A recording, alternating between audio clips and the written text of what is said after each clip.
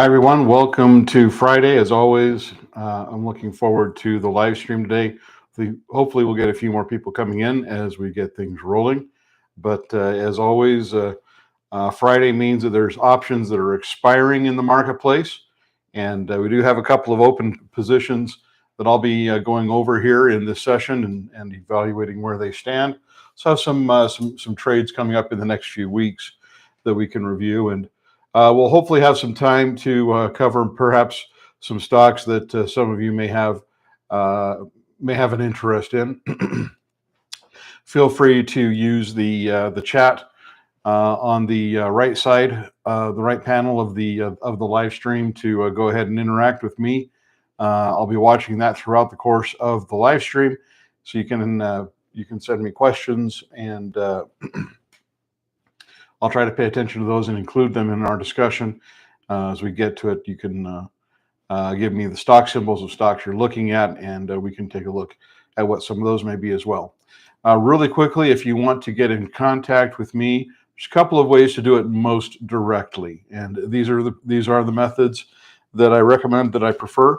The first one is to send me an email, and I just put the email address into the end of the chat. That's rebelincomesystem@gmail.com.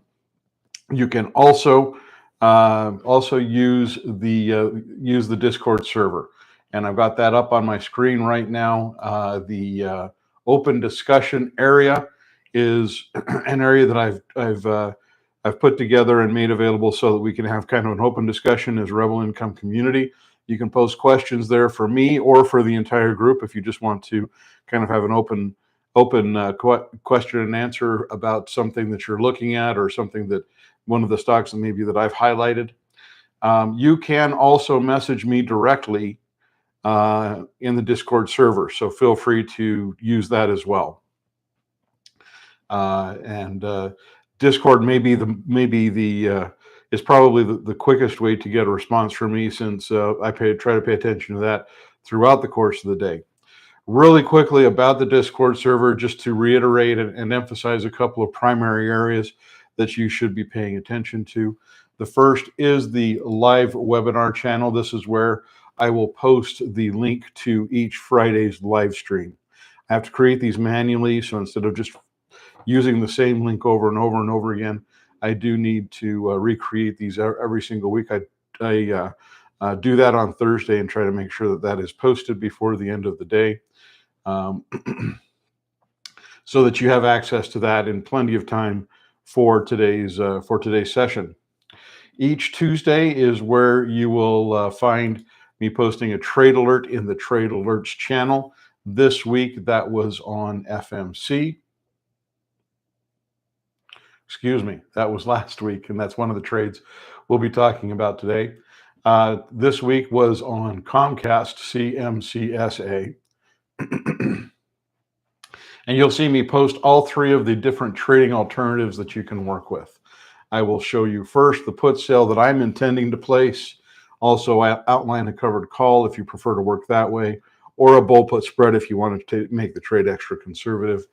There is a full write-up of the stock and the trade that I've outlined, as well, attached as a PDF. You can download that and open it as much as you want.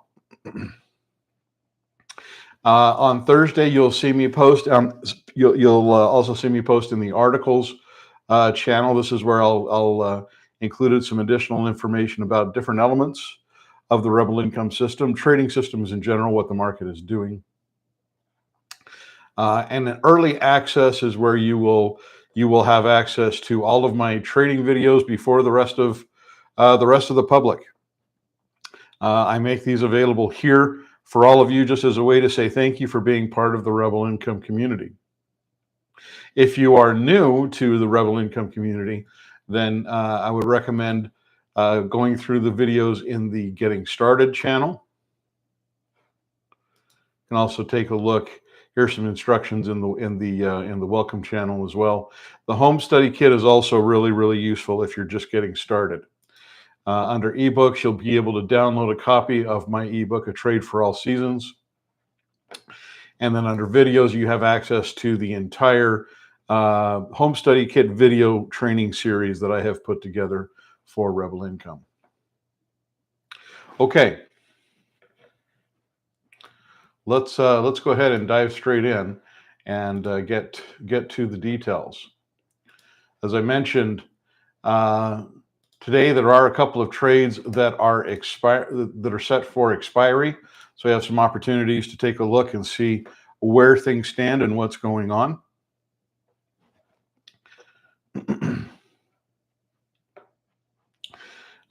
Let's see. We have first. We have a covered call on AT&T. Now, this is a stock that I have held for quite some time, and in the interest of full disclosure, it's been a couple of years, long enough that I've held the stock through the Warner Brothers Discovery merger and spinoff, and so as a result, my average price on this through different covered call trades, put sales that I've been able to do over time and as well as the effect of that spinoff that created a separate trading, another publicly traded stock, WBD. That diluted the value that lowered the value of my AT&T shares a little bit. The net cost that I have in this stock is about $21.60, and it's been more recently has been performing pretty well, but prior to that, through really all of 2021 through the early part of this year, this was a stock that really languished very, very well below the prices that I was assigned at and that I've been working at. So I've been holding this for quite some time.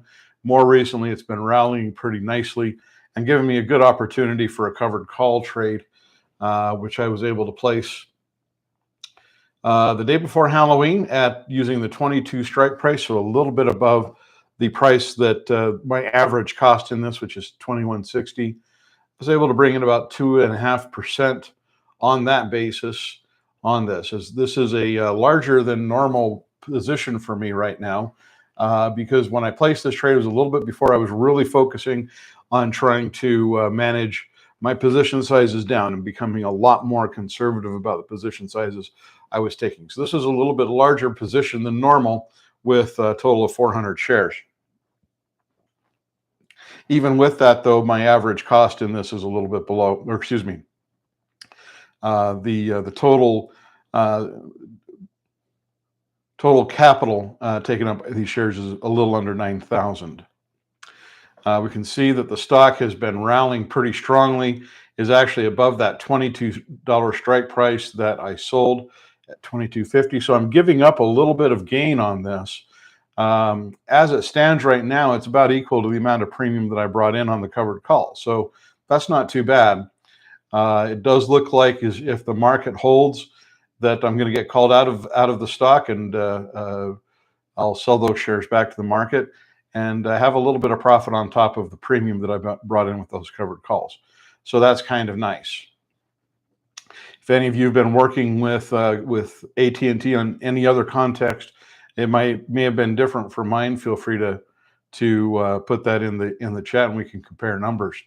But this is one of the things about Rebel Income and about the way that I approach put selling. I talk a lot about using put selling as a gateway to stock ownership, and that means that sometimes, and we'll have an opportunity with the way the market has been going this week to look at some other stocks that are creating the same kind of situation. When you sell put options, you have to be able to understand that sometimes, excuse me,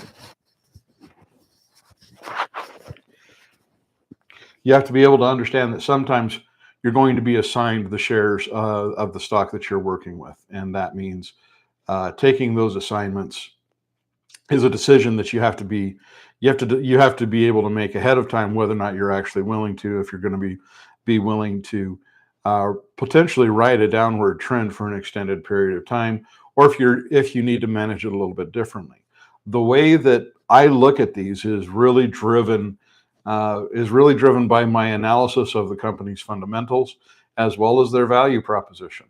I'm not necessarily afraid of these long downward trends like what AT&T has experienced, as long as the fundamentals are still generally holding up, and as long as I can see reasons to believe that the stock's value price is higher than the price that I was assigned at. As long as it looks like the value proposition is healthy, then I'll continue to hold those stocks through that downward trend, and I'll try to be patient.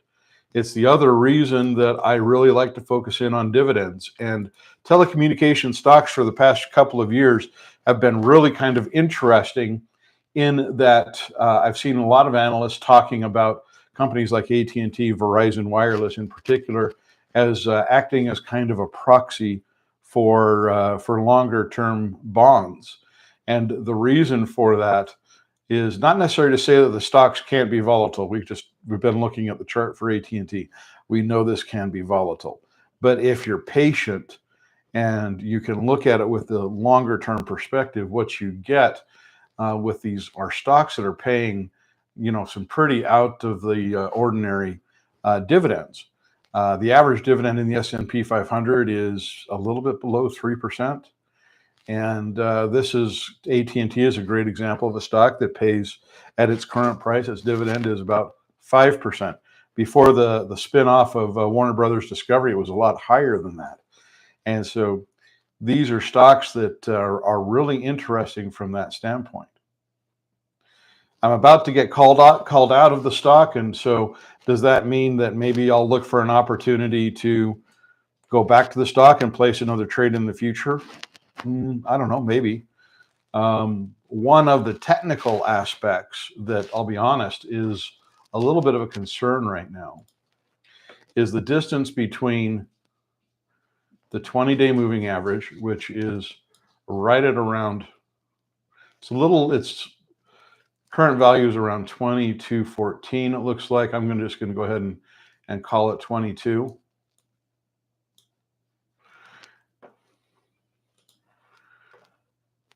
So the distance between the 20-day moving average and the 200-day moving average, which is sitting right at about 19. And so between these two, we've obviously got a pretty big discrepancy. Got a difference of about $3 to the stock's current price is a little bit under 1.5%. So that, or excuse me, a little bit above 10.5%. I apologize. So that's a fairly significant difference between these two. It doesn't automatically mean that the stock is doomed for that kind of downside, but it does mean that the stock's trend has really started to expand. Oops, I was not trying to do that. It's really started to accelerate. We can see the 200-day moving average, the slope here is actually quite a bit more exaggerated than what we see from the 200-day moving average, which is sloping upward a little more gradually. As that distance increases, then what we see is this area in between. A lot of traders, myself included, like to think about this as a trap zone. This is kind of a contrarian mindset because most growth investors are going to be looking at a stock like AT&T pushing up really nicely, following this 200-day moving average along really, really nicely. And they're just going to say, well, looks like it should just keep on driving and, put the pedal to the metal and it's all go on this. The contrarian view is the wider that distance gets, the more likely, the more risky it is that zone, that distance between these two moving averages could get filled. And so that's useful to think about, even if you're a primarily growth-focused investor, just because it should help you start to think about ways to try to manage the position. If perhaps you were smarter about AT&T, you got in at a lower price than I did, Let's just go ahead and argue for a minute and say that you got in at $18 by comparison, for example, and now the stock is pushing up above 22.50. Well, that's great. That's a really nice gain on an $18 stock. But with that distance between these two moving averages increasing, maybe that implies that this would be a really good time, if you haven't already, to bring up a stop loss and try to protect some of that gain if the stock does reverse course and if the market starts to find a reason to sell it. That's always a possibility that we want to think about and try to account for. And so that trap zone is kind of interesting. So assuming I get called out today, that trap zone, talking about trying to make a new put sale, is also something that makes me a little bit hesitant about placing a new trade right away. I am really interested in the details of the latest fundamental and value information coming out from the latest earnings report. To be honest, it's been a little bit, so I'll have to go back through and redo some of that analysis.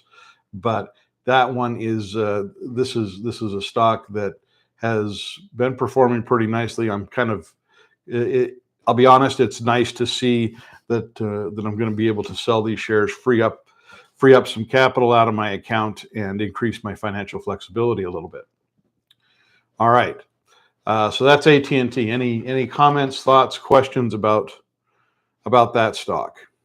Other ideas about ways to work with it right now?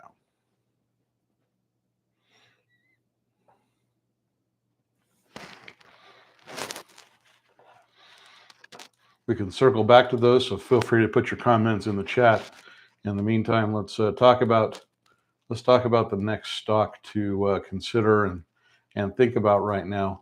This one is a stock that, excuse me, this was last week's put selling trade on FMC, a stock I've used in the past and used to for a pretty nice earlier trade here back in August at about the same price, $60. It expired worthless. Was kind of an outsized result for a little over a 1 month trade on that one. With this trade, I had an opportunity to do also pretty well for a very short period of time.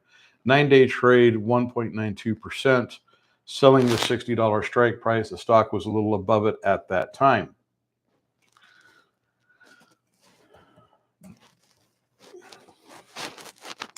Here we are today. Stock has clearly picked up a lot of bearish momentum. It's kind of run counter to the rest of the market lately, instead of experiencing the relief rally after the election with the rest of the market. This has really just been falling back off of that previous peak at about 67.50. It was right around here when I placed the trade on this, and at the time it looked like it should use the 200-day moving average as support, and it clearly has not. And so the real question at this point is, considering the way that it has just continued to drop from one day to the next, the question becomes, where is the next level of support? And it looks like the stock is starting to approach that now at about 54.50, maybe 55. Remember, support and resistance levels are ranges, not necessarily specific prices. But we should be approaching that now based on this pivot activity that we have back here in June, as well as in July. We can also even extend this line back a little bit, have some pivot activity up here a little bit higher in April as well. So we have some prior pivot activity that suggests that we should see some support here. At this point, the stock hasn't really manifested that, hasn't confirmed it. It's really kind of a wait and see. One of the things that I do think that is kind of interesting in terms of whether or not the stock should start to find support is that if we let me zoom in here a little bit more, clear these out. If we look at volume in a little bit more detail, we can see over the last 4 days, selling volume has clearly outweighed buying volume on this. That's why these histograms are colored in red, not green. But they've also been tapering back from one day to the next. So what we're seeing there is a decrease in trading activity, especially on the sell side, and that could be an indication that the stock could be beginning to find some support. It looks like it's up a little bit from its low for the day, rallying just a little bit in the last few minutes. We'll see if that can hold. Another way to consider whether or not this may have a lot more downside.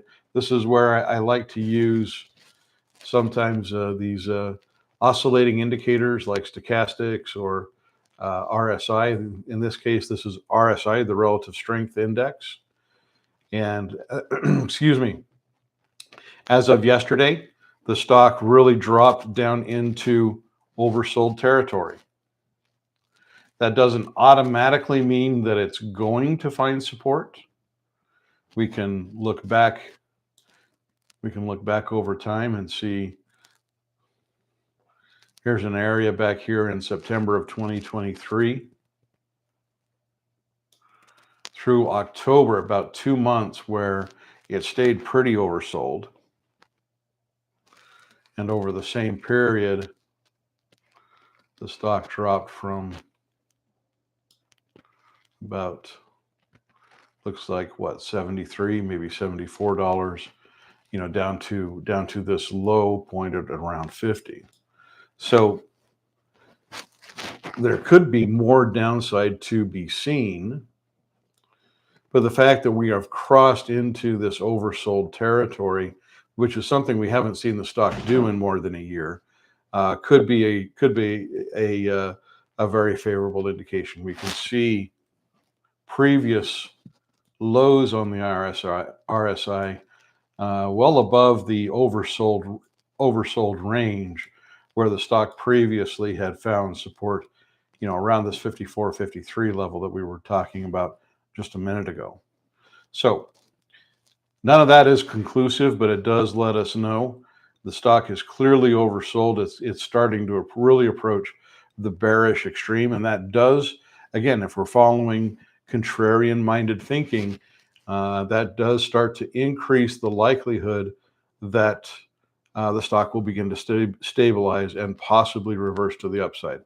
Obviously, a lot of these indicators are very, very technical indicators, very, very clearly bearish. And so we'll see where this goes.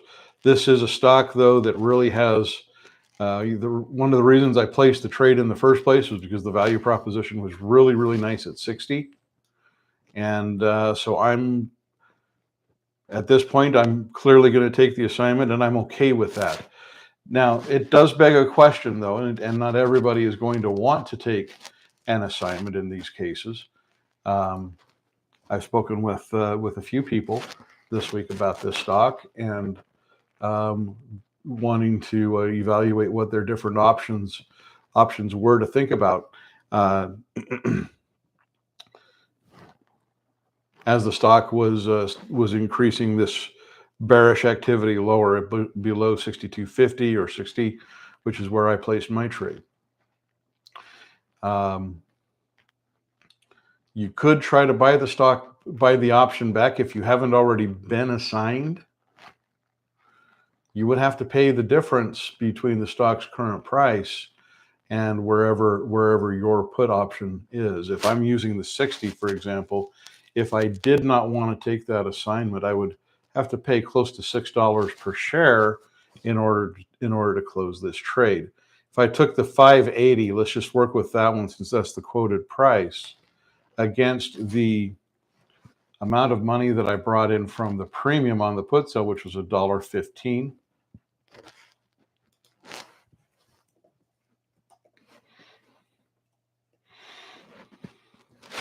That would mean that would mean absorbing a loss of about $565 today.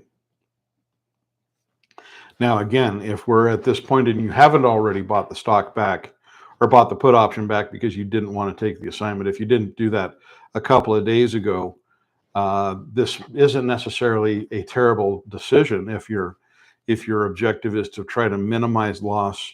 If you're not comfortable doing what I was talking about doing when we were looking at AT&T, trying to stay in a stock potentially for a very, very long period of time.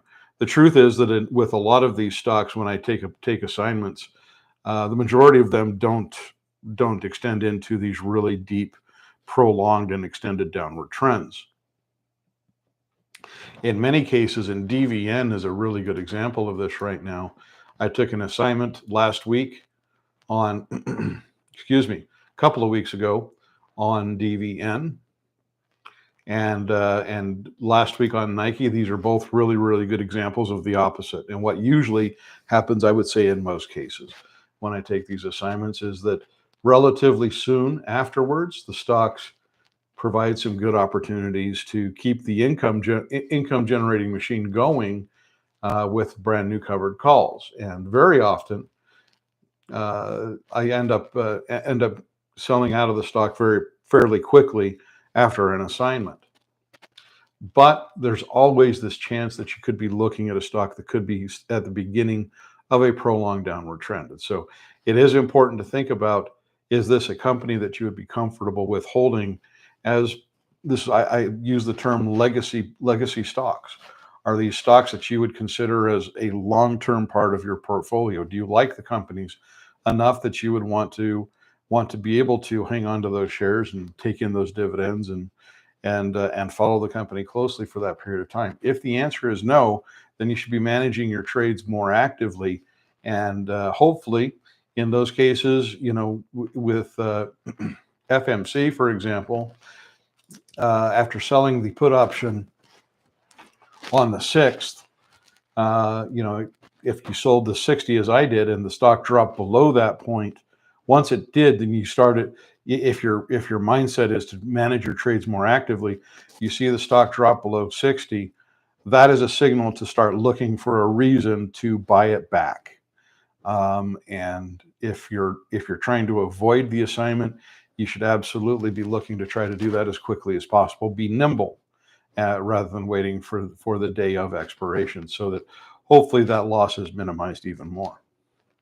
That does mean that your success rates will change. Mine are, sorry, let me go to my summary. Here is my success rate right here, this win-loss percentage, very near 98%. That is in part a reflection of the reality that I have and have held and continue to hold stocks for extended periods of time beyond the beyond the date that I was assigned from the put sale. And so I give those stocks time to recover and give me an opportunity to close those out at a profitable point. If you're going to be managing these trades more actively, this number will go down. Most of the people that in our group that I know of that are more active rollers, their success rates are usually about 75. And I apologize, this is really ugly handwriting. I'm doing this with a mouse. It's about 75 to 80%. That's less than what I have, but they're also taking advantage of more trades. A really good example is the Nike trade. That one was about a 1 month trade, if I remember right.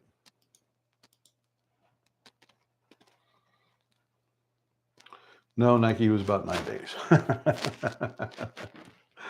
But for example, this week's put sale on Comcast. So it's a trade that covered 23 days when I placed it.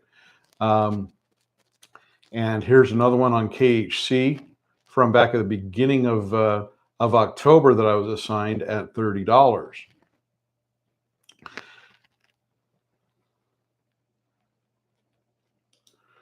My more passive approach means that I am trying to take advantage of of compounding as much as I can. But the fact that I'm willing to take assignments also means that I'm placing fewer trades. So I have a higher probability of success, but I'm not taking as much advantage of the compounding effect of trading frequency as what somebody who is trading more actively does. So if you're taking the more active management approach, your success rates will be a little bit lower, but you'll also have more opportunities to place a higher number of trades. You'll have a higher trader. Excuse me, I can't speak today. You'll have a higher trading frequency, and that should increase the net compounding effect of all of your trades together, including minimizing the downside on that increased number of losing trades. I hope that helps. I hope that makes sense. So as things stand on FMC, I am going to take I'm going to take the assignment on this one. I'm okay with that. I really like the stock at 60. Again, if you want to compare numbers with where you're at, and if you have a different perspective about what's happening with this stock, if maybe this is something that's making you stress out a little bit, let's talk about it. Let me know. I'm certainly happy to take a look and see what that means and what your decision-making process should be like. Really quickly, one thing that I would like to talk about here is to talk about some of the different trading alternatives that I try to highlight with these trade alerts. As I mentioned at the beginning of the session, you're always going to see me post 3 possible trades with the stock each week. The first one is the put sale that I will be planning to place. Second one is a covered call. And the third is a bull put spread. Some people, a lot of people who I see start out with Rebel Income will start out with the bull put spread because this is generally a more conservative trade. Really quickly, let me make a modification to this. Okay, now that's correct.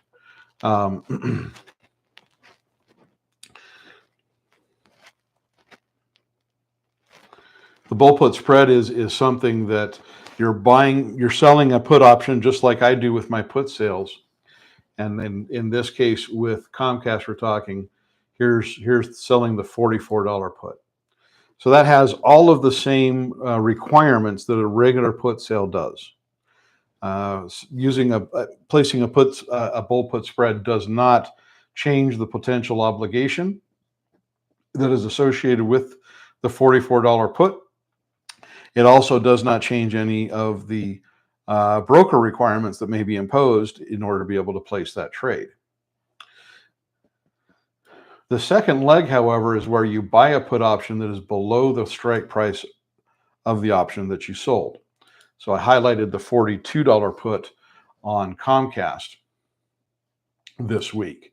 So that puts a $2 difference between these two strike prices. The whole point of a bull put spread is to still generate useful income. Bull put spreads are a really interesting income generating tool, like a put sale is, but also a way to be a little bit more conservative by putting an absolute floor on how much of a loss you may be forced to take. Let me scroll up and let's talk for a minute about FMC here. This is the bull put spread that I highlighted. Selling the 62.50 put, buying the $60 put. If you placed that same trade, then seeing the stock more than $7 below 62.50 sounds like a punch in the gut. However, situations like FMC right now, this movement, are exactly why bull put spreads can be really effective tools. And the reason for that is not just the limited distance between these two prices, right? We have 62.50 and 60.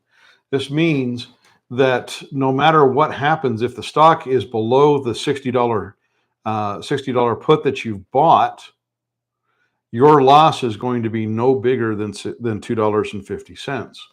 When you factor in the credit that you bring in as well, let's just suppose that you brought in the 65-cent credit as well, then the actual net loss would be quite a bit lower, be about $1.85 or $185 if you sold one contract. That's a lot easier to take than to look at FMC having sold, say, the 6250 put and realize that you're $750 down on 100 shares that you may be assigned.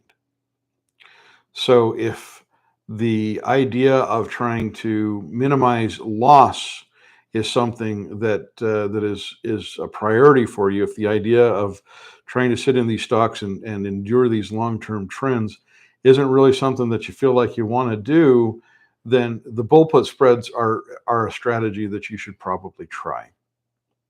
Now, in my experience with these kinds of trades, it's really hard to try to manage bull put spreads actively. And by actively, I mean trying to roll from you buy the put option back on the sell side, you sell the long put back on the long side, and then you go and place a new bull put spread before ahead of the expiration date. I said earlier, if you sold a put option like I did on on FMC and you didn't want to take an assignment, you really shouldn't have waited. Really shouldn't be waiting until today to decide whether or not to buy the put option back, because you've probably already taken an assignment in a lot of cases. And even if you haven't, this is still the most expensive point to buy the option back and try to avoid that assignment. So that decision should have been made a lot earlier. With a bull put spread, the calculus is different. And that's because the logistics of trying to manage your way out of these trades is a little bit more complex. My general recommendation with bull put spreads is to set the trade and let it run through to expiration and not think about rolling as much as, and not worrying about whether or not to roll these trades. Understand that the trade is set up purposely to give you the smallest possible loss within reason. And that is, and so the idea is let it simply run and let happen what is going to happen.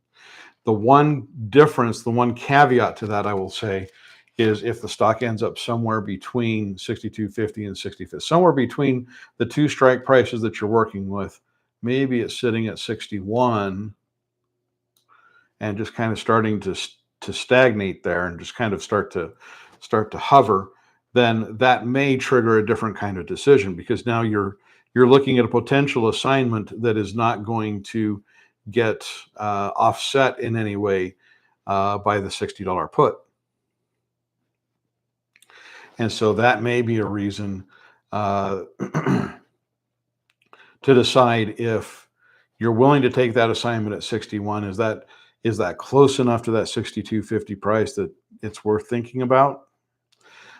This is, again, going back to my value analysis. If you read the articles that I include with each of these, I say that if the stock is somewhere between these ranges, maybe you think about taking that assignment, because if the stock rebounds quickly, you may have an opportunity to use covered calls and pay yourself some additional dividends on top of whatever else you may come into the stock over time.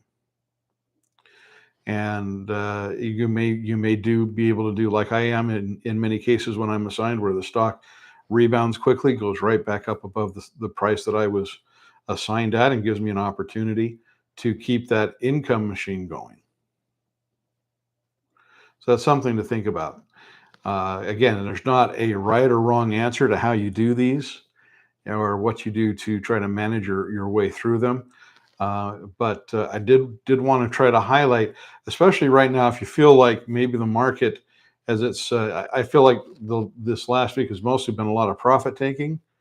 But if what you're seeing is starting to make you a little bit nervous, and you're trying to think about ways to adjust your trading system and some of the things that you're doing, making the trade a little bit more conservative with a bull put spread may be useful.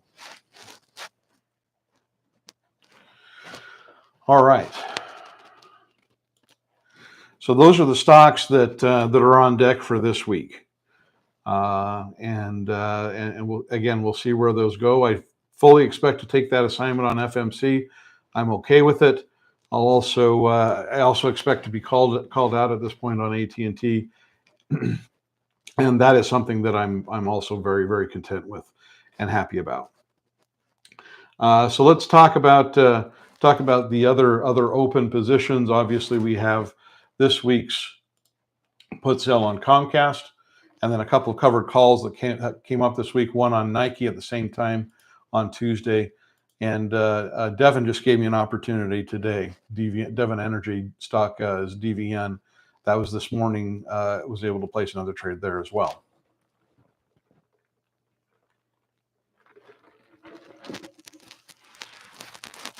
So let's check in on Comcast. Just again for reference, sold the $44 strike on this. This is about a 3-week trade covering three weeks, bringing in a little over 1.5% for that time period. So that's a nice trade. And let's take a look at where the stock is at now. Okay. Really interesting.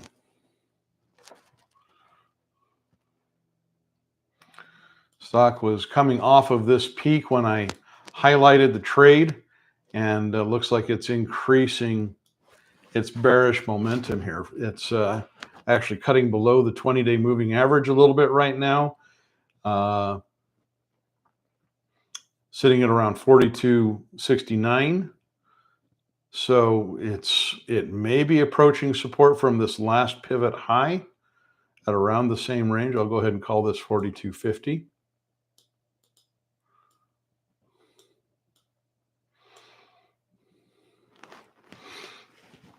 If that support doesn't hold, where do you think it could go? How much further could it drop? Well, we have about, we'll go ahead and call the 20-day moving average $43. That's its level right now. We have the 200-day moving average, which is declining ever so slightly, sitting at around 40.50. So there's about a $2.50 difference between these two.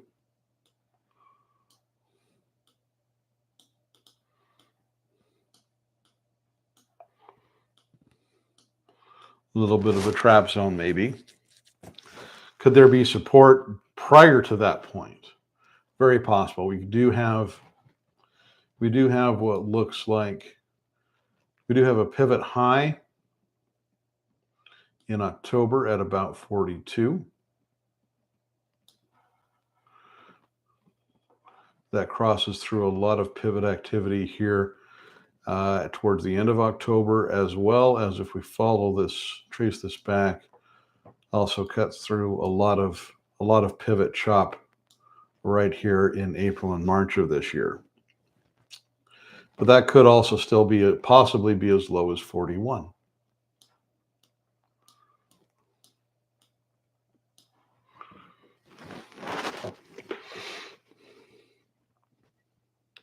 So does that make this put selling trade a mistake? Is it something that I should be thinking about trying to exit quickly? I was talking about FMC earlier and saying that if you are an active roller, if you're trying to avoid put selling to being assigned from these put sales, then when a stock drops below the strike price that you've sold, you may want to think about trying to manage that trade very quickly and trying to be as nimble as possible. So in that vein, let's take a look in practical terms at what this would require right now. What?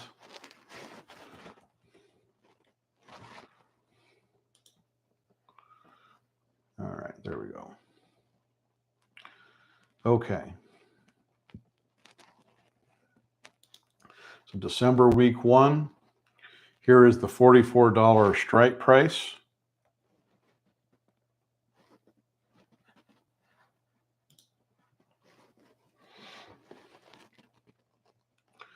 The asking price on this is $1.57.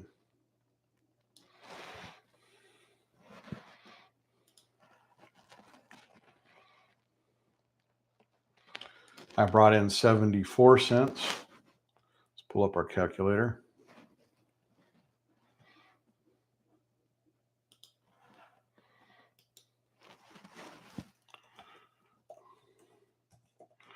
So if I wanted to manage this actively and try to minimize the potential downside, if we see bearish momentum increasing on Comcast, and so if this is something that you don't want to deal with, this is a really good example of an opportunity to manage it very quickly and try to limit the loss. And in this case, your net loss is only 83 cents. That's per share. So if you've sold one contract, which is what I did on this trade, that's $83. I've still got 3 more weeks to expiration on this, so that's a lot of time to let the stock kind of play out. Now, that means that I'm giving the stocks an opportunity to possibly rebound. We've seen a lot of movement along the 20-day moving average,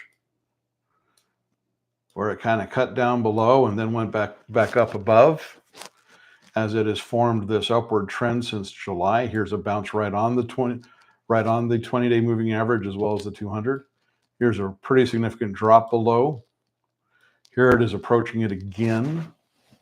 So if history is any indication, we certainly could see it drop below it and then rebound again and kind of resume this overall upward trend. I'm not saying it's going to, I'm saying it could.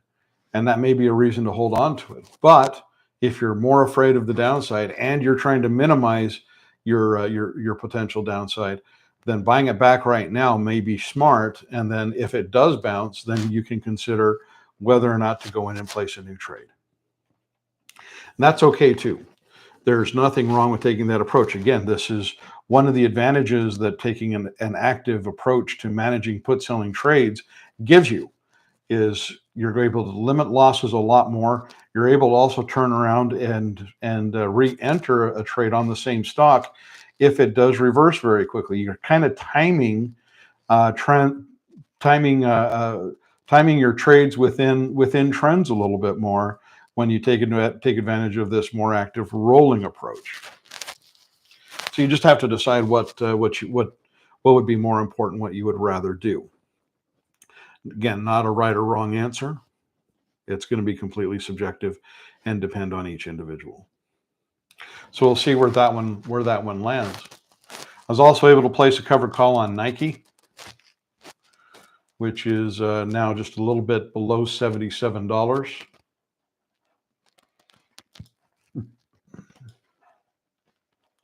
Now, it's after being assigned at 76. Brought in $1.45. This one is expires the last Friday of November, so it's coming up on about 2 weeks from expiration.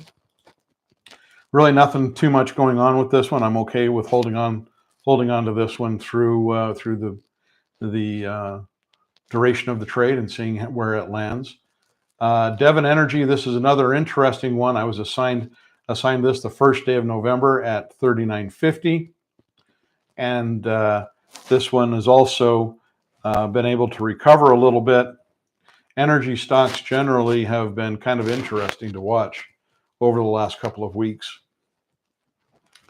Devon is down a little bit right now, but it was rebounding a little bit through the beginning of the week and pushed very near to the $39.50 price that I was assigned and offered a good opportunity for a covered call. It's also down at the bottom end of its trading range. So it should have really strong support down here at 38. But that's also not a given.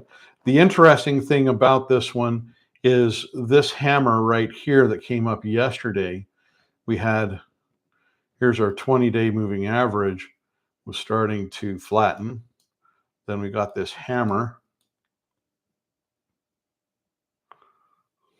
right? And then our 200-day moving average is up here sloping downward with about $5 of distance between these two moving averages. This is a really interesting example of a bullish level 2 technical setup.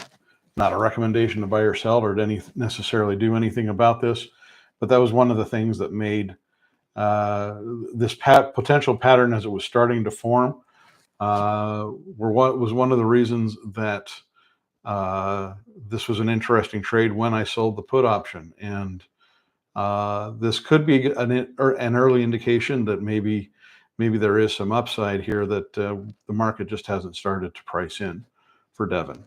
We'll see if that materializes. It may do. We had a similar kind of thing happening here, right? Here's our little cup. Here's a hammer. It did rebound pretty strongly, and then it dropped back pretty sharply. So we'll see we'll see how this works out. But that is what it looks like it's setting up for at the moment. Okay. Well, those are pretty much all of the current open trades that we placed in the last month or so. If you've got a stock that you would like to take a look at, feel free to go ahead and put that in the chat right now. Be happy to see that. And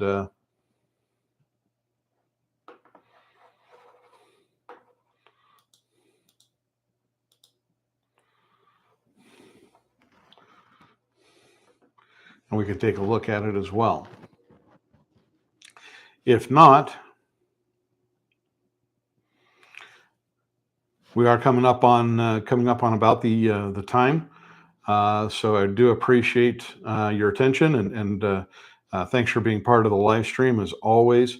I hope everybody has a wonderful weekend, that you have some good plans with your loved ones. If you have any questions, if you need any assistance between now and next Friday, please don't hesitate to let me know. Again, you can send me an email at rebelincomesystem@gmail.com. Reach out to me on Discord as well. Thanks again, everybody. Appreciate your time. We'll talk to you next week.